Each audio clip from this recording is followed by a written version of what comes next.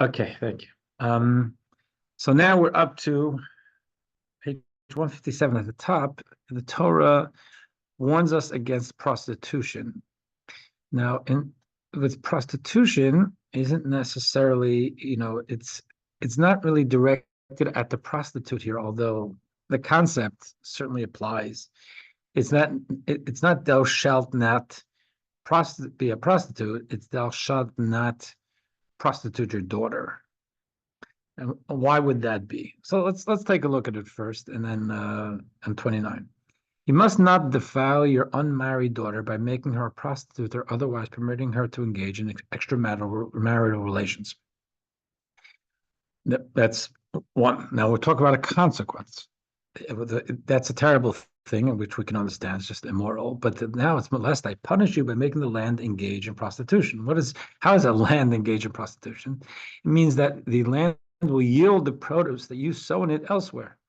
In other words, you're putting effort in, but you're not going to be able to get the fruits of your labor because the land is it's bringing forth fruits, but not for you.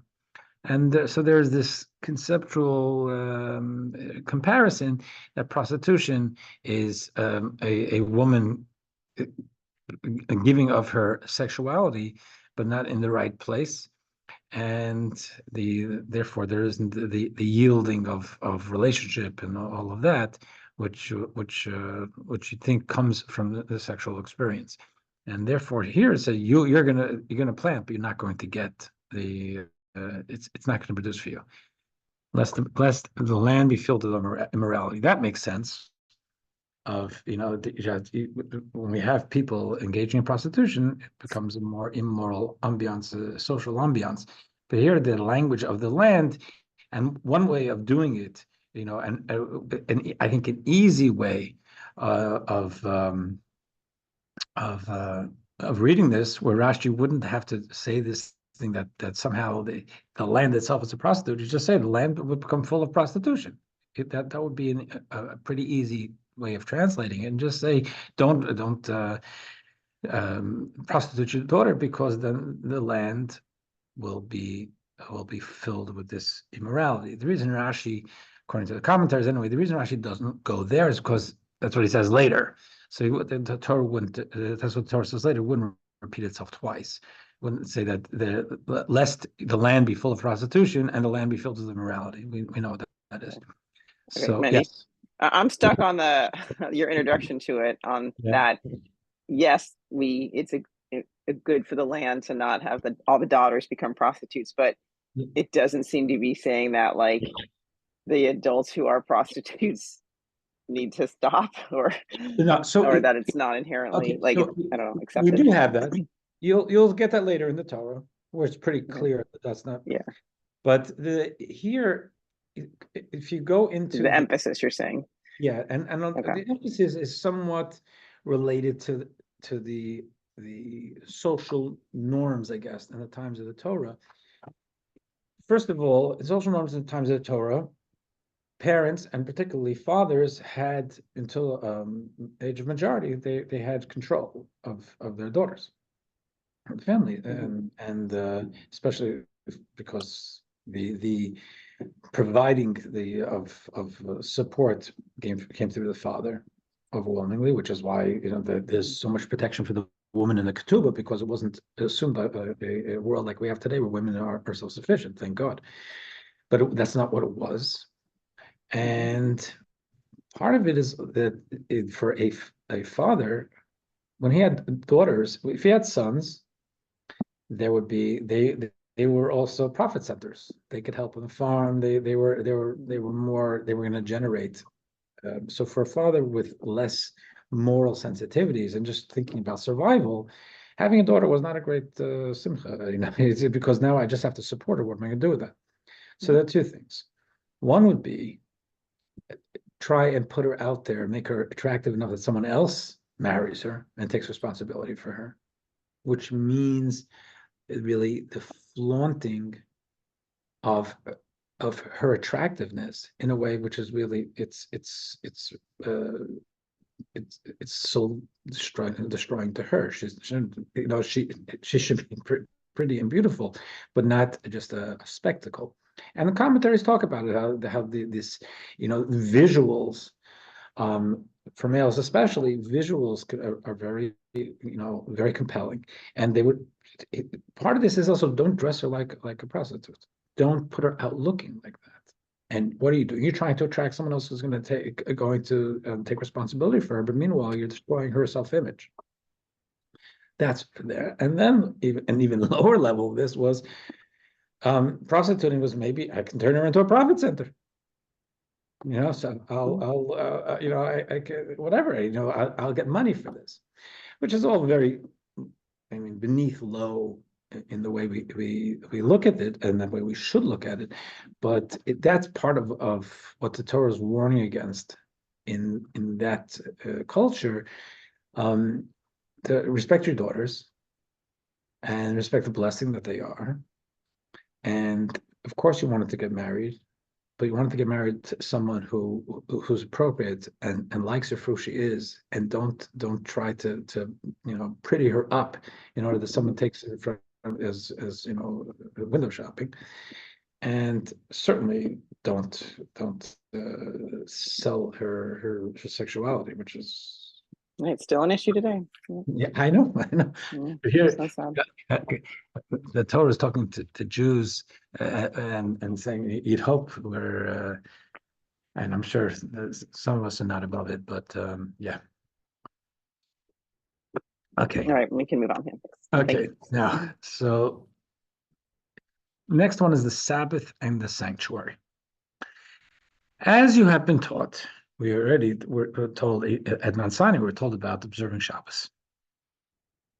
You must observe my Sabbaths, even with regard to the construction of the tabernacle.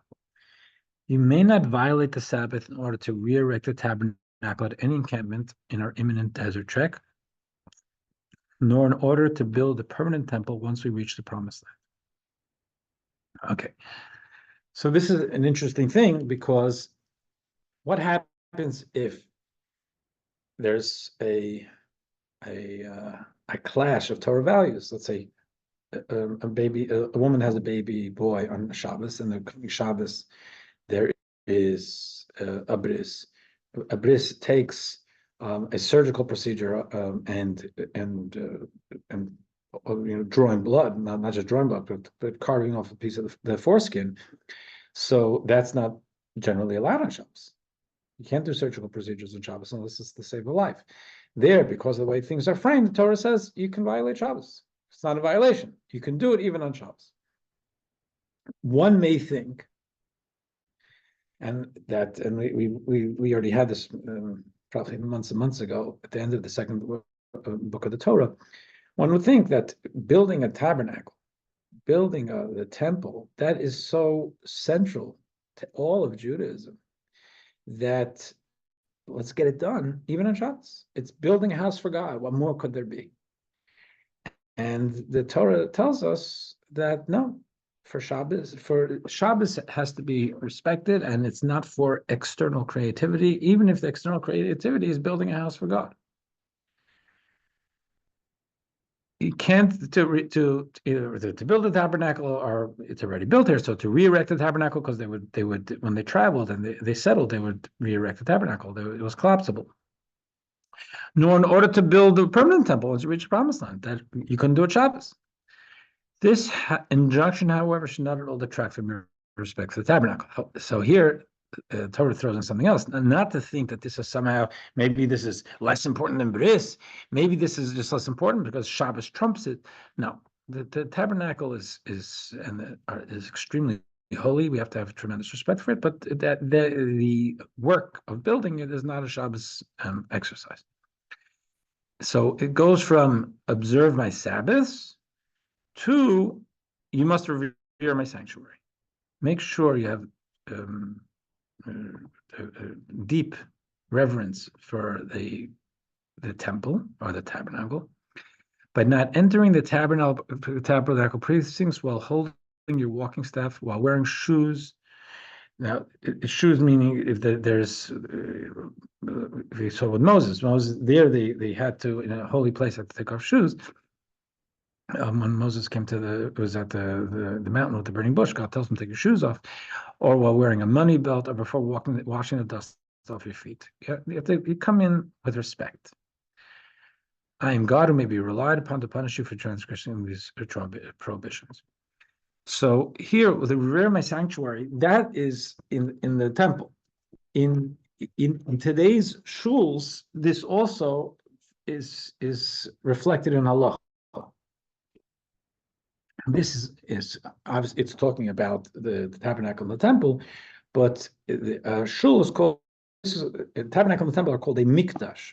Like Beis Hamikdash here, it's called mikdashi, my sanctuaries.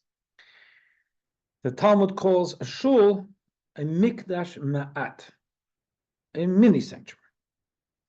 Mini sanctuary meaning we're not claiming that the shul down the hallway here and the other side of the building is the Beis Hamikdash, the temple. Of course, it's not. It's not the tabernacle, but it is holy. It has a special place, and for that reason, we have to be careful in how we act within the shul. There's for that right now we don't have yet a curtain over the ark, which is what makes it into a shul. When we built the shul, we built it with an intent that it not be purely a shul, it also be a place of gathering, which has a halachic import. It has the halachic classification would be that it's more of a house of study than a synagogue, because a synagogue is more stringent. A purely synagogue has more stringent application, and it's only for davening. We want to do other things also, but we want to be respectful to the ark and the Torahs, which will give it that special shul type of ambiance. So one of the things is you want the Torahs to be behind two coverings. There's the ark, and then you have over it. It's traditional to put first of all, the Torahs have a covering of itself, the mantle. But the tradition is to also have the paroches, the curtain in front of it. We have is even when we have the paroches, but right now all we have is, because we don't have the paroches, is we have those doors. So we have two doors that encase the ark. So then the Torahs are really they're in a room within a room, so to speak. But that's why it's important. I make a point of it. Really, is when we start davening, I open it. When we end davening, I try to remember to close it, even if I'm going to be opening it up again later for mincha or something, because it's a shul. And with it in front, they should have at least that second covering. People just sitting there and talking about life is not really appropriate. And if it's behind those doors, that's fine. And in general, probably even with those doors, it is even with those doors to walk in there, even if one is again by Torah law, there's a exit door on the front of the building, which means that if I have to go to my mailbox, it could be that the quickest way, the shortest, most direct way is for me to walk from here down the hallway, through the shul, out that front door, and go to the mailbox. That's not permitted. Torah is not, the shul is not supposed to be a thoroughfare. Walking in there to get somewhere else is not halachically not a way to go. That's why it's traditional that if one does have to do that, then you either sit down for a couple of seconds, or say a verse, something like that, just so that you didn't come in just as a thoroughfare. And in the way of the Talmud puts it, and it's not common for us today, coming in with the dusty pack, coming in off the road and coming into the shul that way is also like it was in the sanctuary precincts. You want to come in with respect, also dressed with respect. Okay, that's part of revering the sanctuary. So now let's go to the Hasidic insights. You must revere my sanctuary. There are two aspects of the reverence we're to show God's sanctuary. So we're respecting the sanctuary, but there's two. What does that mean? One is reverence means an emotion. I think when you speak reverence, you mean how you feel. That's the instinct is. So what is that? The emotion of reverence is what we have to feel toward the edifice that God has chosen as the earthly abode of His presence. You're supposed to feel respect when you walk in there. This is a shul. All right, here, forget. Let's move over to shul. Going to the tabernacle, going to the temple, you're supposed to feel the power of the place. But then there's something else called reverence. Second is a practical expression of reverence, which, according to the Jewish law, includes not carrying a walking staff, not wearing shoes, not carrying a purse or money belt, not having dust upon someone's feet, or spitting while inside the sacred precincts. I should have respect. I do have respect for my parents. So that's a feeling. It also, Halacha also tells me not to contradict my father. That may not be a feeling. Maybe I feel like I would contradict him, but I can't because there are behaviors. So it's some of it is about feeling, some of it is about behavior. There are two different tracks of what reverence is. So it's hard to command a feeling. We're talking about a feeling. Then we're talking about do's and don'ts, like we did before. Whereas the emotion of reverence is required only vis-a-vis the sanctuary and its courtyard. The laws regarding the practical demonstration of reverence would apply once the people would be organized into 3 concentric camps in the desert. Also to the entire Levite camp, or its equivalent when the temple is standing in the Temple Mount. So the feeling is more targeted to the sanctuary and the courtyard. The behaviors are expanded, even on the Temple Mount. You don't do this. It's not a thoroughfare. You don't spit. Whatever. The difference between these two aspects of reverence is rooted in the different ways we arrive at the emotions of fear, awe, and reverence. How do we come to, and we call fear, awe, and reverence because, as mentioned numerous times, it's a spectrum, but it's all within the same thing. Fear, awe, and reverence are all a shrinking of self in front of someone who has who commands deep respect. It's it's not a time. First of all, it can be hard to speak. It can be difficult to speak, and you're thinking about the person, and it's not a time for how do I feel about this? That could be, but you're making a lot of space for someone. Fear, maybe it's not respect. It's like there's a danger coming at me. It's what's coming at me and how do I save myself, but not about it's not well, how do I feel about this? It's everything gets blown up because I'm just trying to save myself. So fear is a more self-oriented and it's about my self-preservation. Awe and reverence are more surrendered to something higher. In general, the difference between love and fear and its allied emotions, awe and reverence, is that love more actively involves the ego. Love is I feel, I want, this is how it makes me feel. It makes me feel good. I want more of this. In fear, what I want is to get away. In awe and reverence, it's really not even about me. It's just, oh my gosh, I'm in the presence of greatness.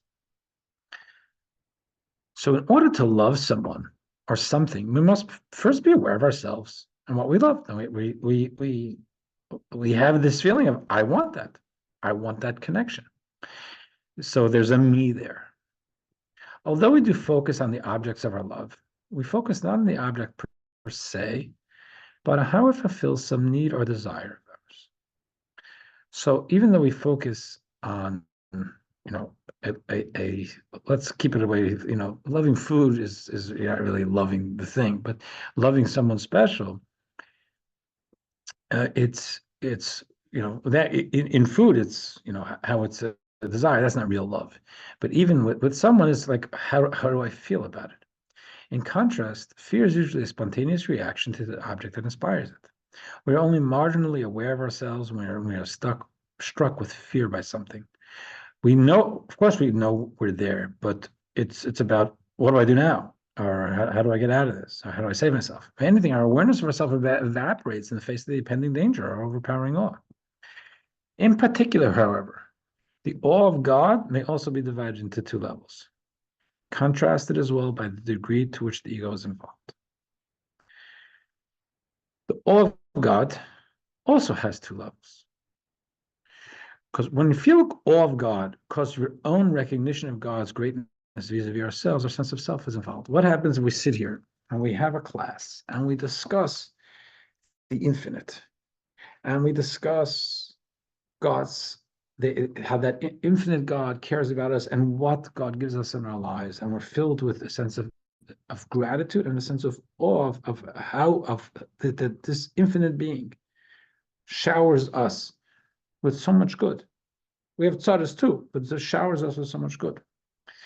We can come to a sense of a love of God. We can come to a sense of awe, thinking about God's awesomeness, especially if you think about the majesty of the universe. So it's our thinking generated a feeling. It creates our emotional space. Since our feeling of awe and selflessness is the product of our own contemplation, it is limited by how deeply we can understand and meditate on God's greatness. So there's 10 of us in the room, and 5 of the group really got into it, thinking about the majesty of the universe, and maybe because they're more scientifically inclined, can think about all the nuances of creation and the wonder of it all, and God the creator, and being present and managing this world. It can bring a deep sense of awe. And 5 others here, maybe they don't have all those nuances, but they can pick up some of it, so they're impressed. But the level of awe is going to be commensurate to the level of understanding. So it's limited in the sense there's a cause and effect. The cause is the contemplation, and the effect is the feeling. But then talk about a different type of awe, which doesn't have that cause and effect type of idea. Contrast the selflessness we evince by submitting to God's will and observing the dictates of Jewish law is not at all limited by our ability to probe God's greatness. It is absolute and therefore infinitely more profound. Someone else can sit here and say, I don't understand much about God, but I believe in God. I know God is important. And whatever God says, I want to do. That's not deep theology. It's not deep meditation. It's not deep appreciation, but it is absolute.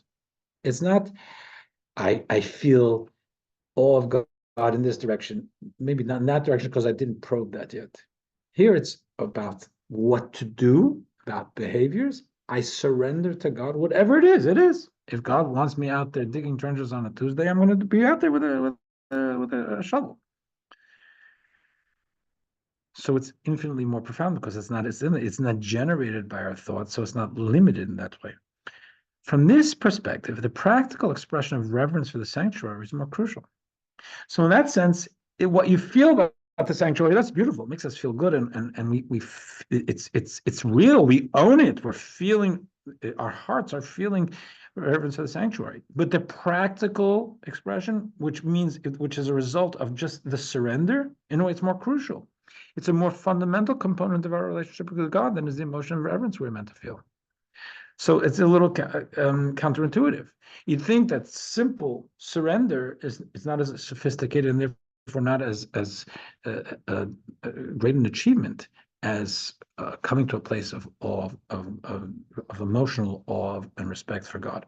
That is true, but when we're talking about the nature of the awe that we feel, in the sense that there are no limits, because it's not about something we created, we're just totally surrendered to God, then that's that's simple. And that's one of the things in Hasidic thought. We look at the beauty of the simple person as distinct from the great scholar, because even though scholarship is great and we strive for it, it can get what inspires us maybe according to what we understand.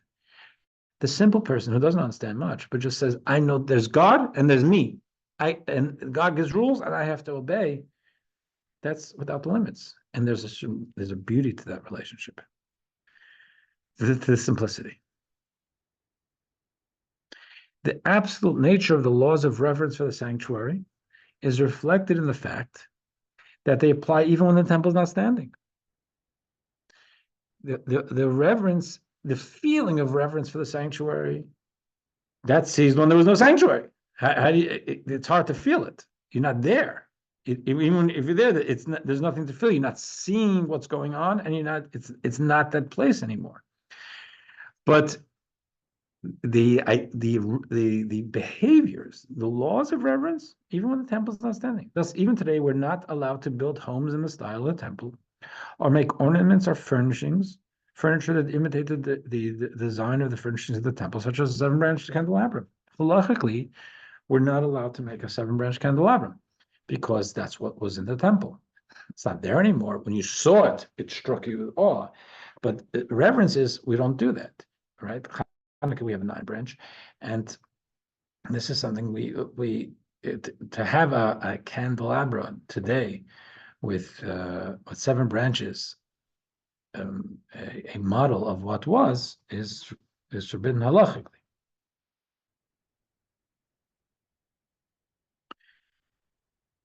We observe these laws even today because their observance is dependent not upon the emotions we feel toward the physical building, but upon our devotion to God's will. As a stages state, ever since the permanent temple was built in Jerusalem, the divine presence has never departed from the temple's location. It's therefore the divinity resting in the location that we revere, much more than the building itself.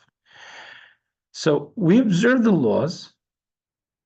Why? Because we have our devotion to what Hashem wants from us. But say now, there's something with, it's not about the especially when we go to say to the Western Wall, it's not about the building. It's about the fact that we know that godliness rests there, but the building is gone. This explains why the commandment to revere the sanctuary is mentioned in connection with the observance of Sabbath. So why did the Torah bring these two together? Keep my guard my Sabbaths, observe my Sabbaths, and respect my sanctuary.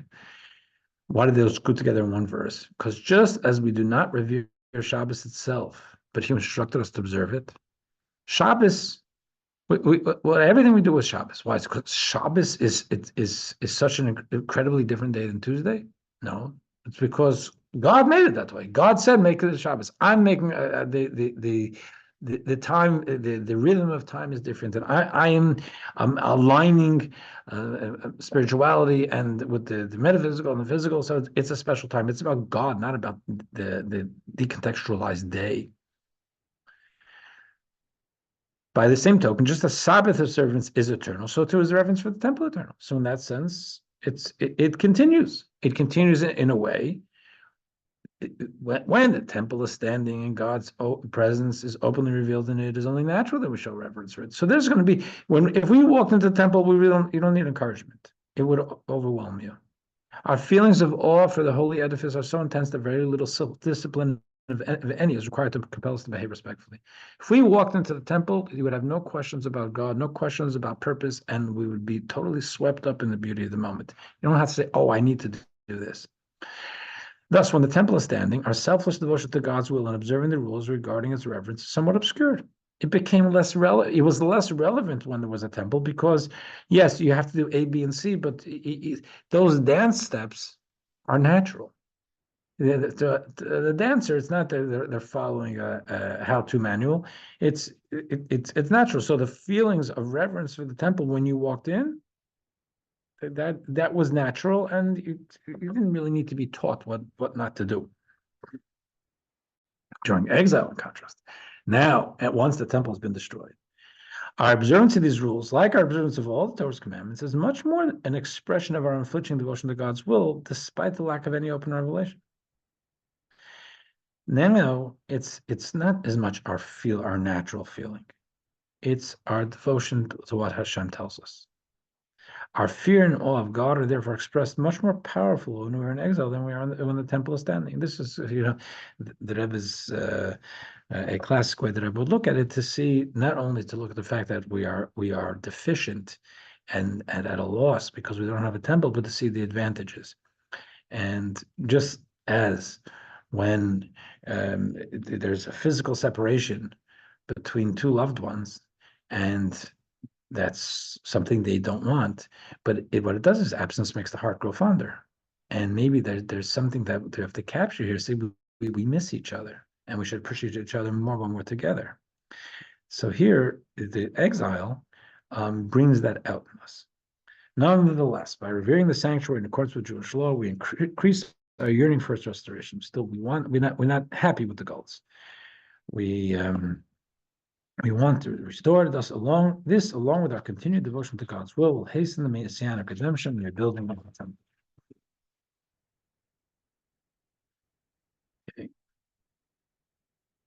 So, unless there are any questions, we can go to 158. Here it says, you must rise before a wise elderly person. And in addition, you must respect one who is wise and elderly, but not sitting in his place or explicitly contradicting him. So the Torah uses the language on the face of it that we should rise before the aged, and we should respect someone on in years. Now, it doesn't say anything about wisdom. The Torah tells us, the Talmud tells us that the word for elderly, zaken, is a contraction for zeh shekana, one who has acquired wisdom. So that's why they put the wise in the non-bolded. So that means is that an elderly person in the halacha, it's usually it's age 70. The great Ari, Rabbi Yitzchak Luria, said it applies to age 60. There is an elderly person walks in here, even if they're totally ignorant and illiterate. The fact that they're elderly gives me a biblical commandment to respect them and actually to rise before them. So let's just finish. It says, we don't sit in the person's place. We don't explicitly contradict him. Do not pretend to not notice him, and thus avoid troubling yourself to stand up in his presence. Because once I'm talking to you now, and I can make believe, and they walked in the door, I could say, I didn't notice you were here. And Torah is saying, don't do that. God knows. Even though you may be able to deceive other people in this regard, you can't deceive me, God. You must therefore fear your God. I am God who may be relied upon to punish you if you ignore this instruction. When it says I am God, that's attached to a mitzvah. It's the mitzvahs where you might think you're going to be a chacham and that no one knows. God says, I know exactly what you're doing. However, if you are not required to show honor to an elderly person who's not acquired wisdom. The Torah, the Talmud says, they put this here as in the strict halacha of it. The Talmud tells us that that's actually not the case. That we should have respect for age, no matter who it is, and that is, in the words of the Torah, says that age itself brings wisdom. So we're always, whether or not it's something that is in the strict law of it, I have to or not, is as they're saying something here from Rashi, which is saying that it's defining the zaken, the other one as one who has acquired wisdom, and that's how Rashi says it, and that's certainly a law. But from the Talmud and the way it's also translated in various opinions, if not, either it's that the law it actually encompasses anyone elderly. Certainly, the advice is for anyone.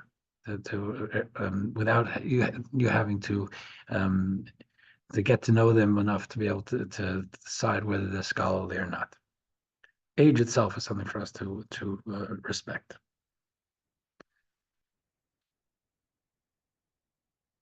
So now let's look at 32 at the bottom. The Hasidic. So why is that there then, the however part? Because Rashi says that.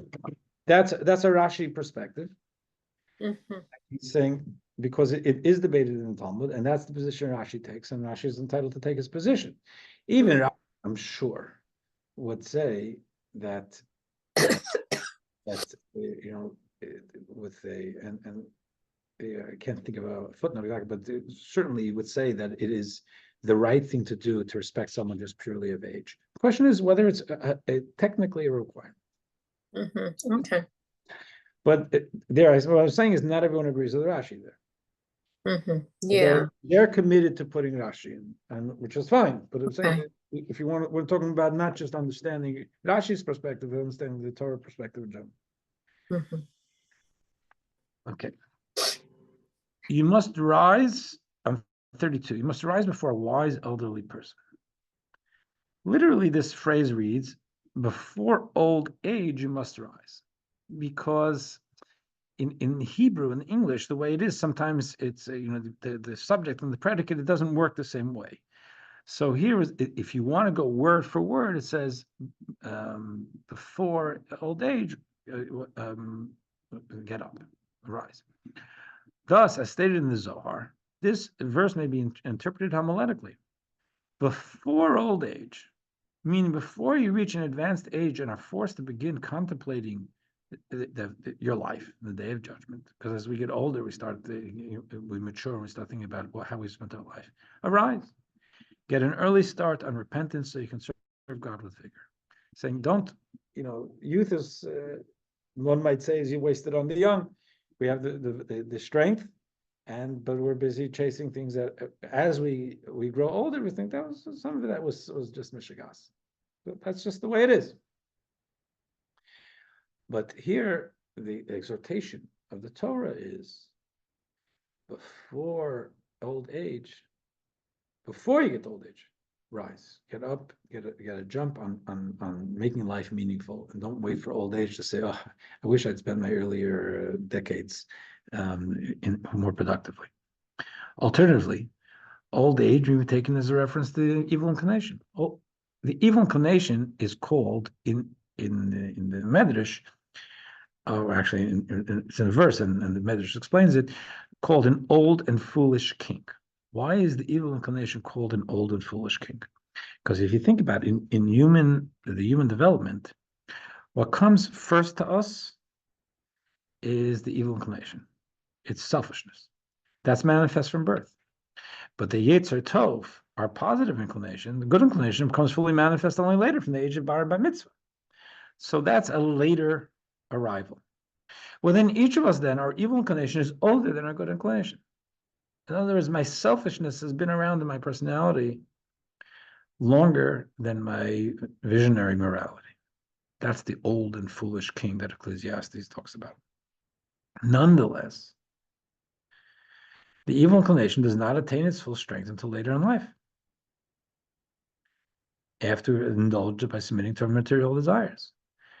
A 4-year-old and a 5-year-old are going to be self-oriented, but it doesn't compare to the selfishness of a 25-year-old or anybody who's given themselves over to life in a more hedonic way. It's therefore necessary to arise. Before the old and part of us arise, enhance our orientation toward divinity by reining in our evil inclination early in life. Starving it before it assumes unwieldy proportions. So the advice here of Chassidic thought is, even while you're young, it's advice to people who are young, that while you're young, recognize that as you grow older, that there are going to be more and more things that you like, and things that attract your attention and become the focus of your sensual desires. and therefore start to get a grip, to get have the self-control and the self-discipline now. Don't wait for later. So that's another way of reading this. I think we'll leave it over here because I'm not going to be able to get further on it. And I know already that next Tuesday is going to be an issue for me. So I'll send out a thing, but I'm pretty sure I'm not going to be able to make it. It's getting a little more difficult. So, but I'll be in touch with you. Okay. Okay. Any questions? Thank you. Hope everything's okay, or will be okay. Yeah, no. Oh, thank you. It's okay. I had my microphone off. I was saying thank you. Okay. Yeah, everything's okay. Thank you. Okay. Bye-bye. Thank you very Good week. much. Yep. Have Bye-bye. a great week. Bye.